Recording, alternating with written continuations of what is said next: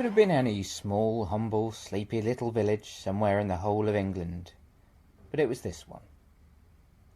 All around, as far as the eye could see, there was a beautiful landscape of boarded-up fields and treeless forests. In these fields the farmers grew shops and houses and office blocks and skyscrapers and organic homemade council flats for the people that lived there. Life for these inhabitants could not have been better. It is in one of these handmade abodes our story begins. In a police station known as the police station, two men were working as hard as robbers. Police Sergeant Brute Force was quietly reading the Riot Act to himself, while Police Constable What's All This Then was giving himself the benefit of the doubt. "Hello, hello, hello. What's all this then?" said Sergeant Brute Force, putting down his Riot Act and instantly identifying the knock at the door as a cry for help. "Dunno, Sarge," answered Constable What's All This Then, willing to give it the benefit of the doubt. "It's probably nothing more than a knock at the door." "Unless I'm very much mistaken, Constable," deduced the sergeant, picking up an imaginary magnifying glass and twirling it in his hand, "I'd say that knock at the door was a cry for help." "Impossible, Sarge," said Constable What's All This Then, dismissing the sergeant's deductions as unlikely. "Impossible?" roared the sergeant, who hated being pulled up by his constables. "Why, you haven't the slightest shred of evidence to support this outlandish claim of yours." "But you gave Constable a cry for help the day off, Sarge." "Aha!" cried the sergeant, suddenly leaping to his feet and lighting up an imaginary pipe. "Then I put it to you, Constable, that the knock at the door is impersonating a cry for help." "You mean that whoever those knockers belong to is outside in the alleyway, pretending to be an officer of the law?" The constable sat back in his chair and blew out his cheeks, trying to make sense of it all. "Alimentary, my dear, what's all this then?" replied the sergeant through a haze of imaginary smoke. "Dark and mysterious forces are at work here, Constable, but I can assure you they won't stay dark and mysterious for long. I bet you didn't know I've got a bloodhound's nose, did you?" The sergeant tilted his head back and sniffed the air tentatively. "I get it from my mother, you know." The constable's eyebrows shot up in surprise. "I didn't know your mother was a bloodhound, Sarge." "Don't be a fool, Constable," barked the sergeant. "Of course my mother's not a bloodhound. She happens to be one of the founding members of the Church of St. Bernadetta, the patron saint of exceptionally keen senses of smell." The sergeant turned on his heel, pausing only to don an imaginary deerstalker, and then walked off in such a way it suggested to the constable he was going somewhere. A moment later the sergeant's presence gave the constable the impression he was back.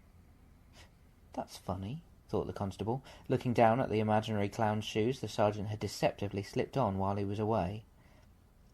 "It's not like the Sarge to lighten up when there's dark and mysterious forces at work, especially a force as dark and mysterious as the mysterious dark-haired stranger that's just walked in behind him." The sergeant showed the woman over to a nice comfortable chair, and then ordered her to sit on a hard wooden stool. It was a ploy he'd used before to solve the case of the missing milkmaid and her estranged other half. "Hello, hello, hello, what's all this then?" said Constable What's All This Then, eyeing the mysterious dark-haired stranger in the same way he would a pepperoni pizza made from rice pudding and sauerkraut. "For heaven's sake, man," scolded Sergeant Brute Force, sitting down next to the mysterious dark-haired stranger and picking up the telephone. "How many times have I told you not to repeat your name to every Tom, Dick and mysterious dark-haired stranger that happened to walk in here? Did you hear me? I said, how many times have I told you not to repeat your name to every Tom, Dick and mysterious dark-haired stranger that happened to walk in here?" The constable shrugged his shoulders and flushed bright red. "Sorry, Sergeant," he mumbled apologetically. "I don't know what came over me." The sergeant waved the constable's apology away with the back of his hand and started talking to the telephone, as though he had known it all his life. Yes, no! What do you mean there's no record of a mysterious dark-haired stranger using her knockers in an inappropriate way? Yes. I can assure you there's no mistake, Inspector. I can see them quite clearly from here. She's got them folded under her armpits." The sergeant broke off and ordered the woman to unfold her arms and spread her hands on the table in front of her, palms downward. "Listen," he shouted into the telephone before lightly tapping the woman's knuckles with the receiver.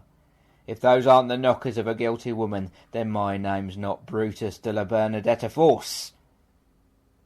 Police Constable What's All This Then watched with growing concern from the other side of the room as the sergeant put the receiver back to his face and turned bright crimson. "And you know what you can do with that disconnected tone, Inspector. Goodbye!" The sergeant slammed down the receiver and exhaled slowly.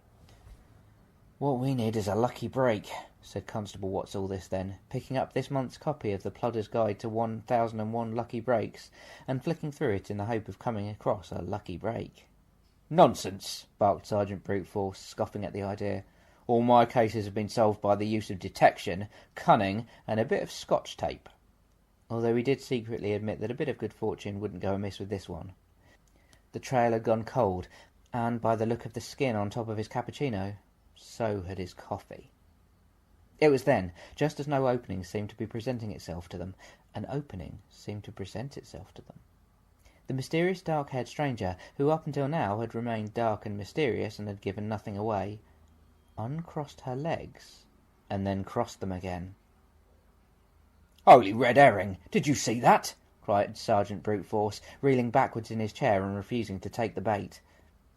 "She's trying to lead us up her garden path." The constable nodded grimly. "It's a red herring, all right, Sarge. I remember seeing one just like it in last month's edition of the Plodder's Guide to 1001 Red Herrings to Look Out For." The sergeant spun his chair around and regarded the constable with the same grim expression. "I don't know about you, Constable, but if you ask me, I'd say there's more to this dark-haired mysterious stranger than just her blonde hair, false openings, and suspect knockers. I don't know about you, Constable, but if you ask me, I'd say there's more to this dark-haired mysterious stranger than just her blonde hair, false openings, and suspect knockers. And I don't know about you, Constable, but if you ask me, I'd say there's more to this dark-haired mysterious stranger than just her blonde hair, false openings." The constable pushed aside his copy of the Plodder's Guide to 1001 Lucky Breaks and sighed heavily. He'd heard all this before, and going over it again and again and again wasn't going to solve anything. What was needed, he decided, was an entirely fresh approach altogether. "Would you like a nice cup of tea, Sarge?" asked Constable What's All This Then, getting up and putting the kettle on. "I think it might do us both some good." "Tea?" "Yes, Sarge, the stuff Emily makes for us first thing in the morning." "Emily?" "Emily. You know, the tea lady." "Elementary, my dear, what's all this then?" shrieked Sergeant Brute Force, leaping to his feet like he was playing that well-known game of leaping to his feet. He whipped out his imaginary magnifying glass and quickly focused it on the dark-haired mysterious stranger's top lip. "Aha!" he cried, slapping his thigh like he was playing that lesser well-known game of slapping his thigh. "I'd know that tash anywhere." The sergeant straightened up and looked triumphantly over towards the dumbfounded What's All This Then. "Constable," the sergeant continued. He gave the lapel of the imaginary tweed cape coat he'd hastily put on a tug. "If I'm not mistaken, this mysterious dark-haired stranger is none other than Emily the tea lady." "Oh, Sergeant, you are a clever clogs," said Emily, stripping off her dark-haired mysterious stranger's disguise to reveal her tea lady uniform. "Good Lord!" gasped What's All This Then, feeling like a proper constable for being taken in by a mere charwoman. However did you manage to deduce it was her, Sarge?" "It was easy in the end, my dear What's All This Then," explained Sergeant Brute Force, pointing with his imaginary pipe towards the little kitchenette behind the constable. "It was Emily's very own kettle that blew the whistle on her."